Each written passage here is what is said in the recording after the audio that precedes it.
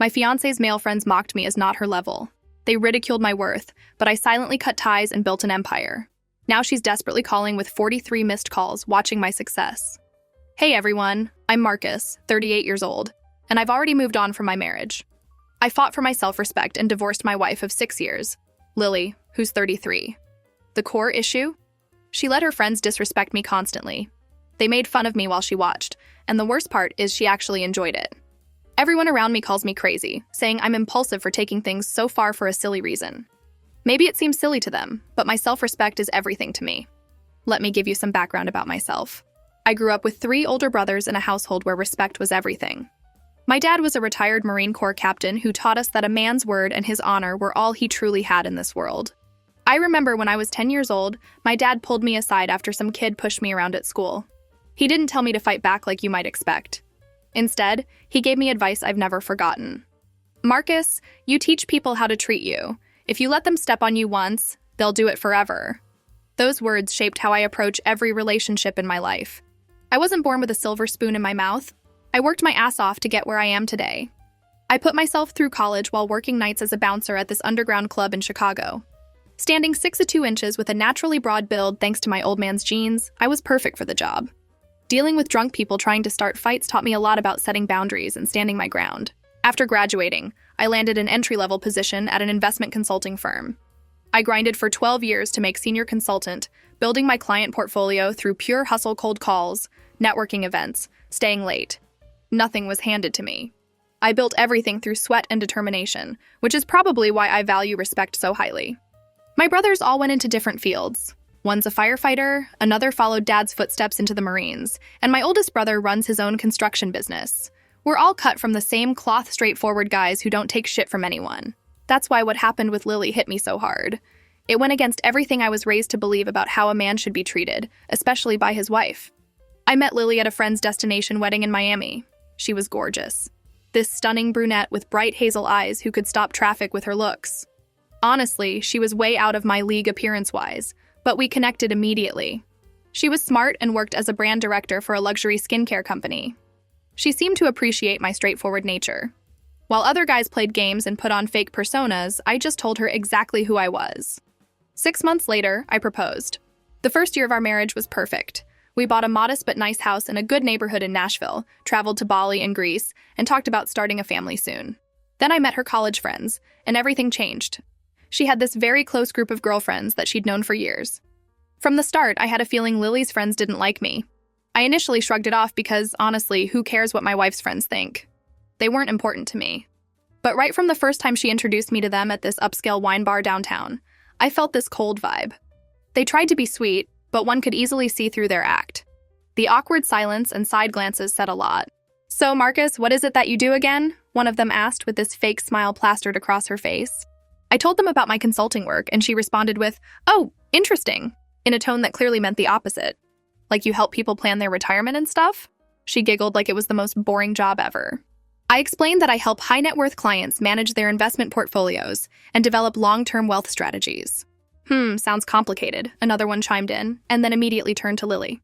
"Remember that guy Lauren dated last year? The one who owned that tech startup? What was his name again?" Just like that, I was excluded from the conversation. Lily didn't even notice, or if she did, she didn't care. I initially brushed it off, thinking maybe I was overthinking it or they needed time to warm up to me. But it was those subtle hints that showed I was unwanted in their circle. Over time, the pattern became unmistakable. They'd cut me off in conversations, move discussions away from what I said, and if I made a joke, they'd exchange glances and smirk at each other. They'd make inside jokes at my expense, jokes Lily never bothered to explain. Once, one of them outright asked Lily right in front of me, "How did you end up with him?" Lily just laughed and said, "Oh, he grows on you," like I was some kind of fungus. I asked what that was supposed to mean, but they quickly changed the topic. I felt like an outsider in my own relationship. The worst part was she never stood up for me, not even once. Later that night, I confronted Lily during the car ride home. She brushed it off as a joke. "Babe, you're being way too sensitive," she said, rolling her eyes. "That's just how they are. They tease everyone." "Did you see how they treated me?" I asked. "They acted like I wasn't even there." "You're exaggerating," she replied. "They were just being silly. Don't take it so personally." But I couldn't shake the feeling that there was something more going on. Eventually, I stopped going with her when she met up with them. I made up excuses about work or needing to hit the gym. But sometimes they would show up at our place for wine nights or before going clubbing, and I couldn't avoid them then. Though I didn't talk except for basic pleasantries, their presence messed with my mind. There were so many times I asked Lily why her friends were so cold towards me. Usually, she would brush it off, but one night, after too many glasses of wine, she finally confessed the truth. Her friends thought she deserved better, that I wasn't successful enough, that maybe she was settling with me. She also said I didn't have the right connections. My friends look up to me as a smart and confident woman, she explained, the wine making her more honest than usual.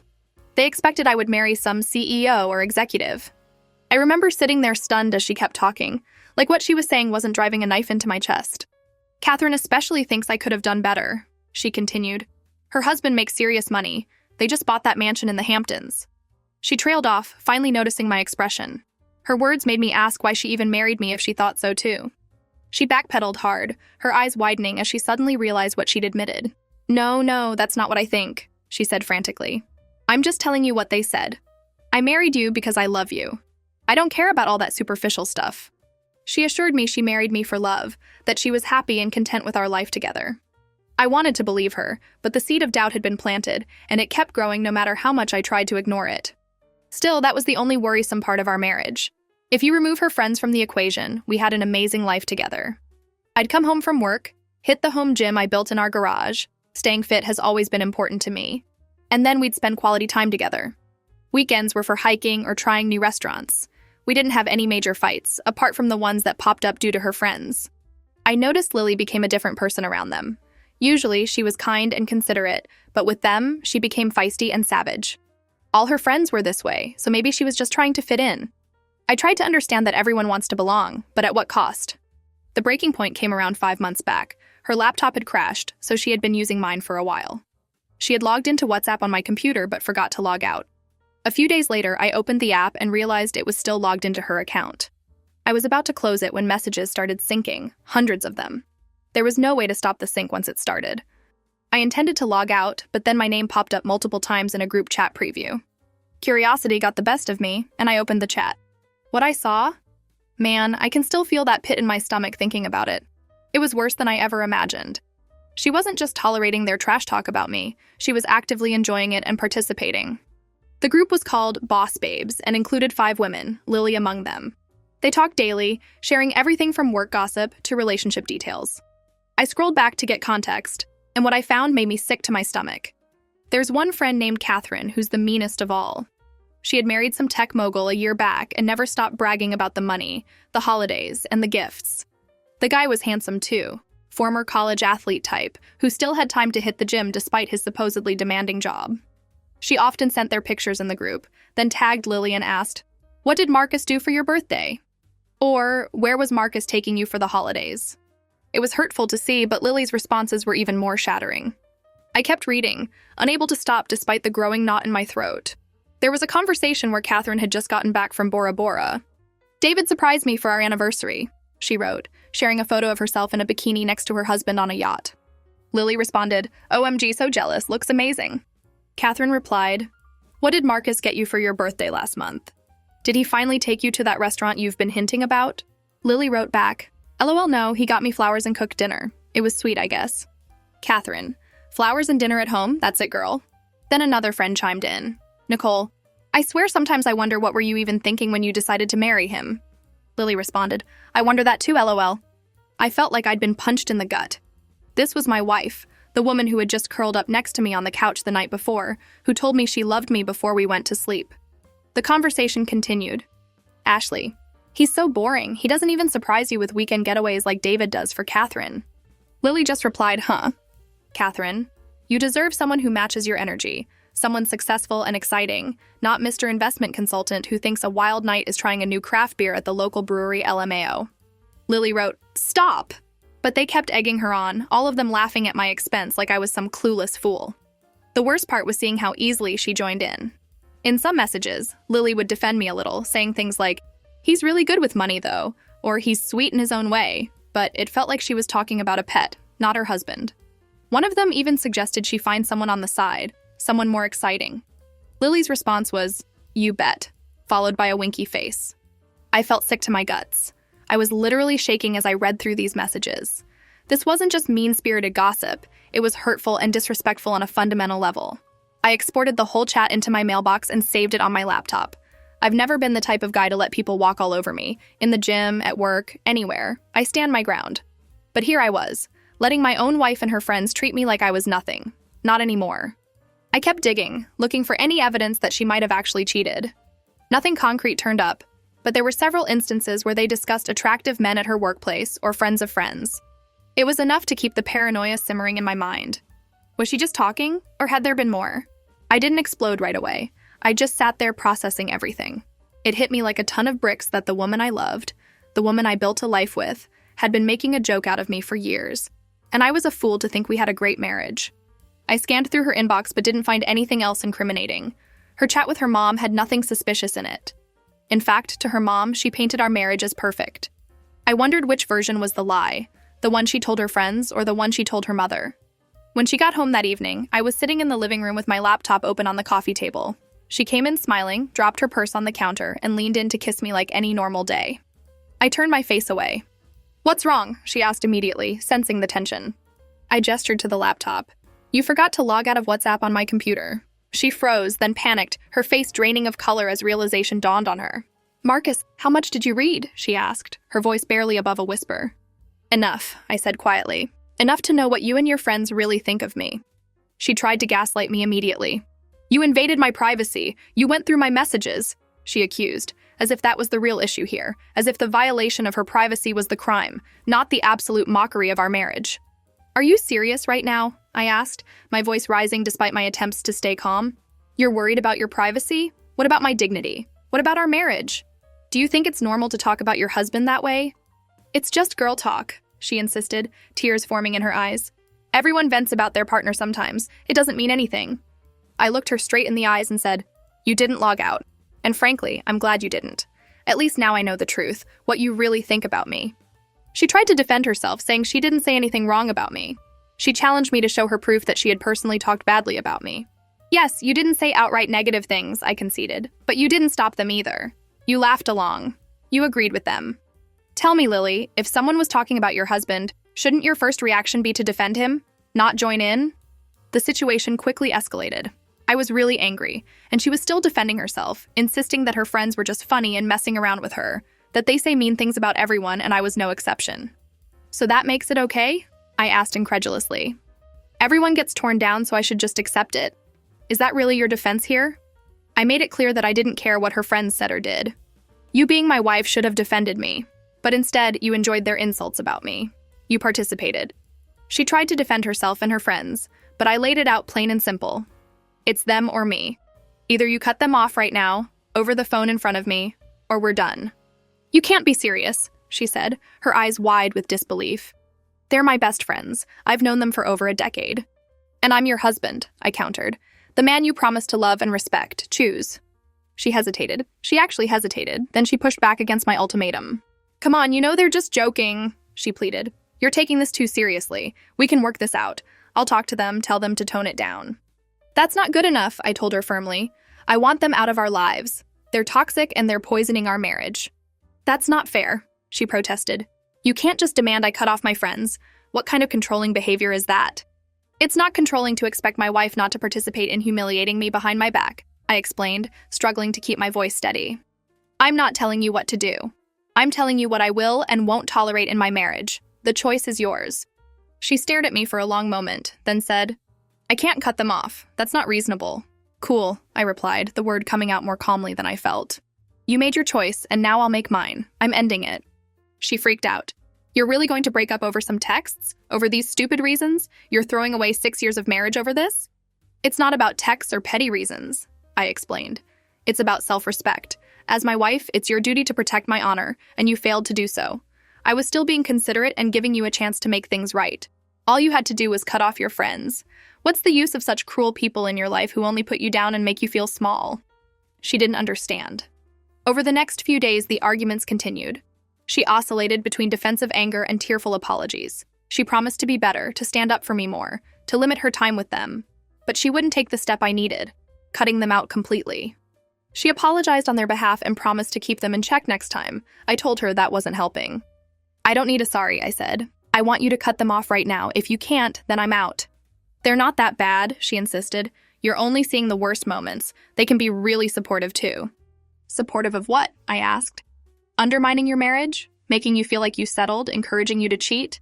That was just a joke, she protested. I would never cheat on you. But you joke about it with them. You entertain the idea. Where's the respect in that? After a lot of back and forth, multiple rounds of fighting and yelling, she finally said firmly, They came into my life before you, and I can't lose them over you. Those words told me everything about where I ranked in her priorities. I grabbed my jacket and said, Cool, then I can't live with you. End of discussion. She tried to stop me, but I stormed out and spent the night at a hotel, just needing space to think. Over the next few days, I told her we needed to start living separately. Either she moved out or I would. She resisted for a while, but when I didn't soften my stance, she flipped and said, Think again, I'm way out of your league. You may not be lucky twice. I laughed at her words. Once I say yes to the divorce, I won't change my mind, even if you're begging or coming crawling on your hands and knees. She let out a bitter laugh and said, Fine by me. Her true colors really came out then. The mask slipped completely. This wasn't the woman I married. Or maybe it was, and I just hadn't seen it clearly before. She packed her stuff and left. We're going through the separation period before we can proceed with the divorce. We have a 6-month wait period in our state, and it's killing me. I'm counting the days until it's over. We've split the assets 50-50ths and put the house up for sale. Luckily, we don't have kids, so there's no custody battle to deal with. Even without that complication, things are still messy. And on top of everything else, everyone around me is calling me impulsive and too sensitive. They're belittling my feelings, saying that I've blown this out of proportion and that it could be solved just via couples therapy. Therapy? As if that would fix the fundamental lack of respect. My mom called me, worried about my decision. Marcus, honey, marriage takes work, she said. Everyone has rough patches. Mom, this isn't a rough patch, I explained. She fundamentally doesn't respect me. Would you stay with Dad if he laughed along while his friends made fun of you? The divorce is almost finalized now. The wait period was dramatic, though. Lily put up a front that it was my loss and that she was living her best life without me. She subtly tried to manipulate me using my parents and friends. You see, I'm a low-key guy. I don't make my life public, and I didn't go around telling everyone I was divorcing. She did. She deliberately leaked this information to my parents and friends, feeding them a twisted version of the truth. She painted me as a paranoid husband who had spied on her, found some harmless jokes between her and her friends, and blown it out of proportion. My dad even came down to meet me, determined to knock some sense into me. He sat me down and explained that women often rely on their close-knit group of friends as a safety net, a place to vent, and that I shouldn't be insecure about it. Marcus, I've been married to your mother for 40 years, he said. You think she doesn't complain about me to her friends? That's just what women do. Dad, this isn't normal venting, I insisted. Let me show you. He said I was acting impulsively, throwing away a marriage over what he assumed was just meaningless gossip. I let him speak his piece, and then without a word, I pulled out my laptop and showed him the messages. The moment he started reading, his expression changed. I watched as his face went from skepticism to shock to anger. He was utterly speechless. He saw firsthand that it wasn't just lighthearted teasing, but outright mockery, pure, unfiltered insults. He saw that Lily was not just allowing it, but actively encouraging it. After a long pause, he got it. He didn't apologize outright, but the way he patted my shoulder and simply said, "Do what you have to do, son," made me realize that my silence on the topic was making me the bad guy in everyone's eyes. Now I understood why everyone called me impulsive. They were only hearing Lily's side of the story. I raised you boys to stand up for yourselves, my dad added. I'd be disappointed if you stayed in a situation like this. That meant everything to me.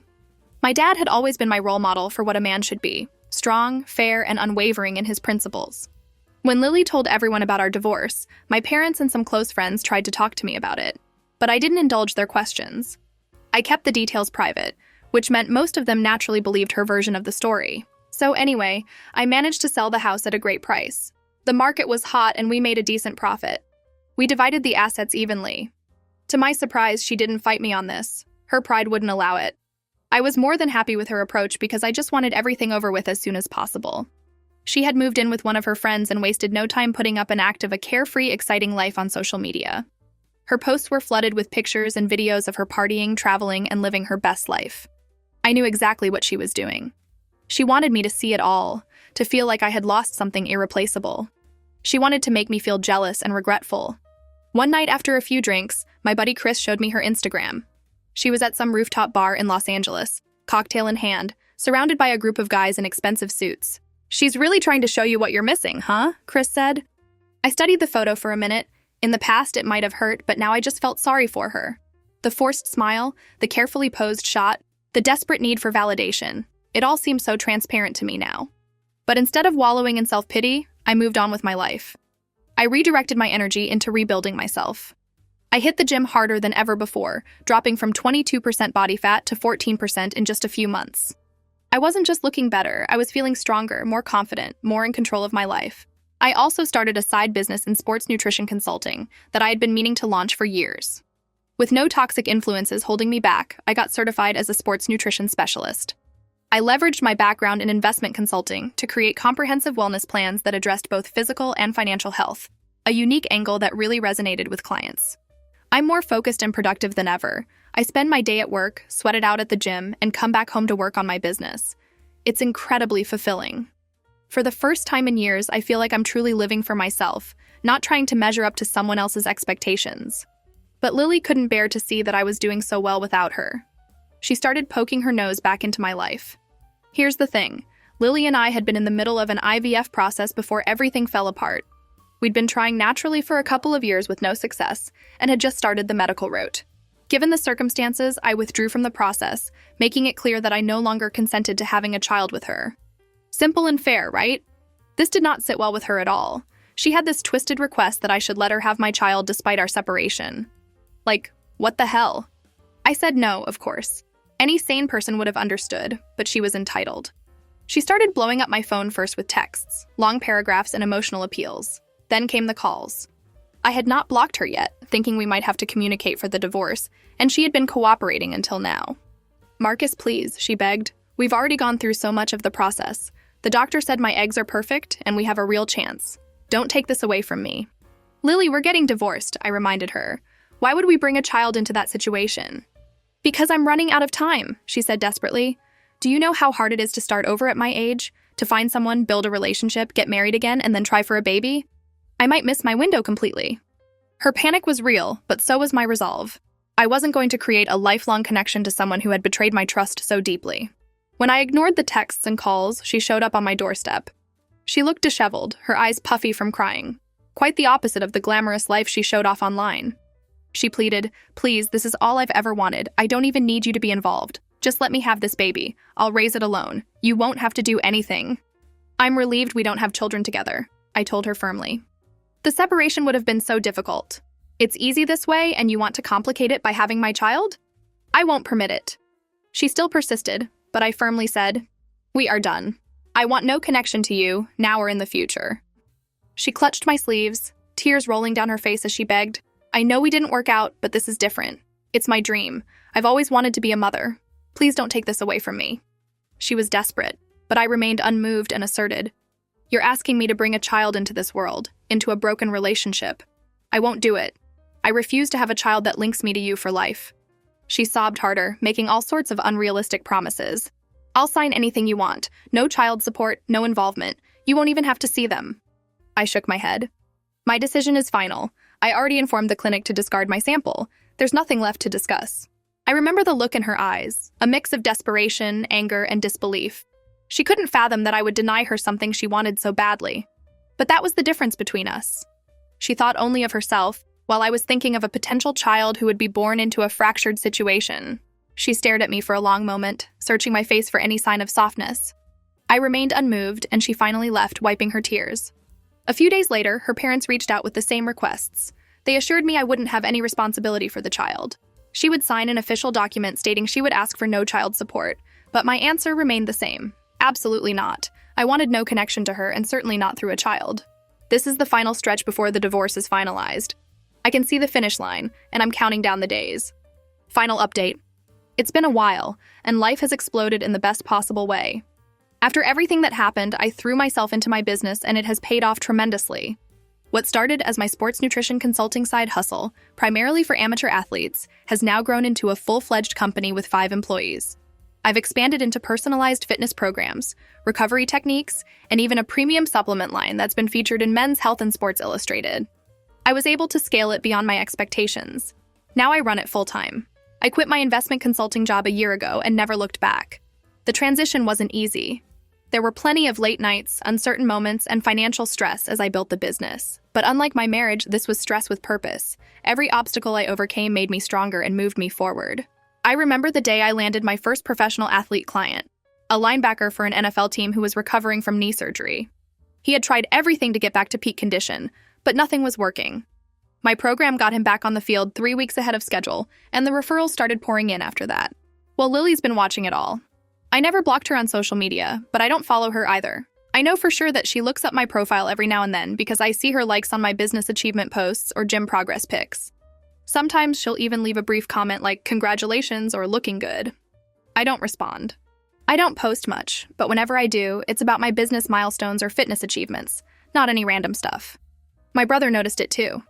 "Dude, your ex-wife is stalking your Instagram hard," he told me one day over beers. Trinity, his wife, follows her, and she said Lily brings me up in her stories sometimes, trying to act like we're still on good terms. "We're not," I said simply. "Oh, Trinity knows that," my brother assured me. "She just thinks it's pathetic how Lily's trying to associate herself with your success now." Recently, I spoke to one of our mutual friends. She told me that Lily brings me up more often than she'd like to admit. "She asks about you every time we talk," the friend admitted. "Wants to know if you're seeing anyone, how your business is doing, if you ever mention her. It's honestly getting weird." During the waiting period and even for a few months after the divorce, she continued posting about her fun and colorful social life. But gradually, it shifted. Her life has been anything but perfect since then. She enjoyed her carefree life for a while, but eventually she felt lonely after all her friends got engaged and married and began prioritizing their personal lives. The friend with whom she moved in after the divorce also got engaged and asked Lily to move out. She chose them over me, and in the end, she got left behind by her soulmate friends. Those cheerful group pictures with her so-called best friends have disappeared from her social media. Now instead, she's been posting cryptic stories about fake friends and how one bad apple can ruin the bunch. Even Catherine, her friend who was married to the tech mogul? Yeah, turns out he was cheating on her with his assistant. It became a massive public scandal. Divorce, the whole drama. Catherine moved back to her hometown in disgrace. Karma's a bitch. I heard through the grapevine that Lily tried to reconnect with Catherine after that, thinking they could bond over being divorced. But Catherine was too deep in her own problems to care about Lily. The Boss Babes group chat apparently fell apart completely when one of the other women accused Nicole of sleeping with her husband. The whole toxic circle imploded under the weight of its own drama. The best part was when the mutual friend let it slip to Lily that I'm dating another woman. It's true, I have found love again. Her name's Sophia. She's a former professional tennis player turned physical therapist. She's 32, 5'9", athletic as hell, with this amazing smile that lights up a room. She's my business partner now, smart, independent, and driven. We met through work when she approached me about collaborating on recovery protocols for athletes. It started as a professional relationship and naturally grew into something so deep and meaningful. She's nothing like Lily, and that's the best part. There are no mind games, no belittling, and no cruel laughter at my expense. She respects me, supports me, and most importantly, she values me for who I am, not for what I can provide or how I compare to someone else's rich husband. With Sophia, everything feels real. When she compliments me, I know she means it. When we disagree, we talk it out like adults. There's no passive-aggressive behavior, no running to friends to mock me behind my back. She moved in with me 3 months ago, and it's been amazing. We work out together, collaborate on the business, and push each other to be better. She understands my drive because she has the same ambition herself. Last month, we opened a small performance center downtown, combining our expertise into a holistic approach to athletic development. The place has been packed since day one. When Lily found out about Sophia, she lost it. She showed up at my gym unannounced while I was training a client, asking for a few minutes. She looked different and desperate, well put together on the outside, but hollow-eyed and regretful. She started off by saying sorry. This was the first time she ever uttered that word, and it felt like she meant it. "Marcus, can we talk privately, please?" she asked, glancing nervously at my client, a college basketball player who was clearly uncomfortable with the situation. I excused myself for a moment and led Lily to the small office in the back. "What do you want, Lily?" I asked bluntly. "I'm working." She took a deep breath. "I've been doing a lot of thinking, and I need to apologize to you. I was wrong. So wrong about everything." She admitted that it was her mistake to prioritize her friends over me. She was guilty and remorseful as she spilled everything. How in the end her friends all got busy with their own lives. 2 of them had kids now and lost touch. Another had moved away for her husband's job. Their group had scattered completely. "We used to talk every day," she said, eyes downcast. "And now I'm lucky if I get a text back once a week." I sacrificed my marriage for people who dropped me the minute their lives changed. She confessed that this was the primary reason she had wanted to have kids with me, because her friends were having them, and she didn't want to feel left out. She admitted that she had always wanted to fit into the girls' gang. These women were the coolest ones in her college, and Lily desperately wanted to be part of their group. She did everything to fit in and never stood up against them, even when it meant disrespecting her own husband. I was insecure, she admitted. I always felt like I had to prove myself to them, like I wasn't good enough unless they approved of my life. And they never thought you were good enough for me, so I tried to see you through their eyes instead of my own. I never wanted to hurt you, she continued, and didn't mean what I said in the chat. I just played along to be in their good books. Exactly, I said. You cared about them, their opinion, and not about my feelings. You made your choice and I made mine, and we both are living by it. She wiped her tears and tried to fake excitement. I'm so happy for your success. You're doing so well. I follow your business updates. Your body looks amazing too. You're absolutely ripped now. You're thriving. You look younger and more confident. I didn't melt at her compliments, just nodded with a half smile. Then came the real reason for her visit. Lily had lost her brand director job 6 months ago during company downsizing. She'd been struggling to find something comparable and was burning through her savings. Her new apartment had serious water damage from a burst pipe, and her insurance was giving her the runaround. I've been staying at an Airbnb, she explained, her voice cracking, but it's eating through what little money I have left. My parents offered to let me move back home, but they're in Atlanta now, and there's no job market for me there. She meekly asked, now that I've realized my mistakes and lost all my toxic friends, do we have a chance to try again? I laughed at her question. She didn't call off her friends, they sidelined her. And when she had no one left, she came to me, as if I was the last choice. I smirked and asked, what about Sophia? You know about her, don't you? She pretended to be surprised and then whispered, you've only known her for a few months. Shouldn't be difficult to get her out of the picture. We had 6 years together, Marcus. The audacity of this woman was unbelievable. After everything she'd done, she thought she could just waltz back into my life because it was convenient for her now. It actually would be difficult, I told her, because you know what? I love her. She's an amazing woman. I wish I could say the same for you. Then she broke down completely. Please, please, I need help, she begged. Even just temporarily. Let me stay at your place for a few weeks until my apartment is fixed. I don't have anywhere else to go. She was in tears, saying she had lost everything. A happy married life, a chance to be a mother. Her career was stalling while mine was soaring. Even the men she had tried to date after me had all let her down. She confided that none of them were serious about a relationship, and the few who were financially successful treated her like a trophy, not with the respect that she claimed she wanted now. The dating apps are horrible, Marcus, she complained. Men just want one thing, and the decent ones don't want a woman in her mid-30s with nothing to show for it. I made a mistake. I threw away the one good man who treated me right. Her eyes were remorseful. She had finally realized what she had lost, that she had let go of the one person who genuinely loved her for people who didn't care.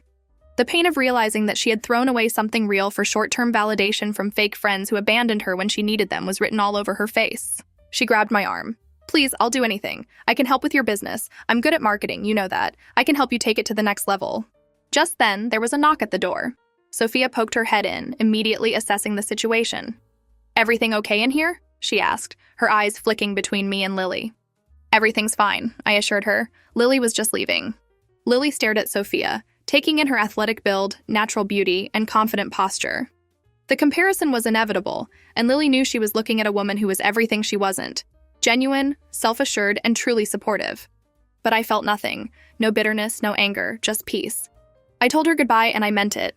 I closed the door on her for the final time. Last I heard, she's living with her parents again at 33, working an entry-level job at half her former salary. Her Instagram is mostly dead now, except for occasional reposts of motivational quotes about rebuilding and second chances. Looking back on everything that happened, I don't regret my decision for a second. Standing up for myself and refusing to be disrespected by my own wife was one of the hardest but most important things I've ever done. My father's words echo in my mind. You teach people how to treat you. I wasn't willing to teach Lily that it was okay to mock me behind my back, to choose toxic friends over her marriage, to fail at the most basic duty of a spouse, to have your partner's back. Some people, especially those who haven't read the messages, still think I overreacted. They say I should have tried harder, gone to counseling, given her more chances. But I know the truth. Respect is fundamental to any relationship, and once it's gone, the foundation crumbles. There's no rebuilding from that. With Sophia, I found what a real partnership looks like. We challenge each other, support each other's dreams, and most importantly, we respect each other. When her friends come over, there's no mockery, no comparison to other men, no subtle digs. Instead, they tell her how lucky she is, and she agrees. Not because I provide a lifestyle, but because we truly connect. My business continues to grow. We're opening a second location next month, and I'm working on a book about integrated fitness and financial wellness. Life has a way of working out when you stand by your principles and refuse to compromise on what matters most. In a strange way, I'm grateful for what happened. If I hadn't seen those messages, I might still be married to someone who didn't truly respect me. I might never have started my business, never met Sophia, never discovered just how good life could be when you're with someone who values you for who you truly are. As for Lily, I hope she learns from this experience. I hope she realizes that true friends don't encourage you to disrespect your spouse, that a marriage built on genuine connection and mutual respect is worth more than fitting in with the cool crowd. That in the end, the only approval that matters is your own. But that's her journey now, not mine. I've moved on to bigger and better things, and I've never looked back. Sometimes standing up for yourself means walking away from people who don't value you. It's not easy, but it's worth it. Always choose self-respect. You deserve better.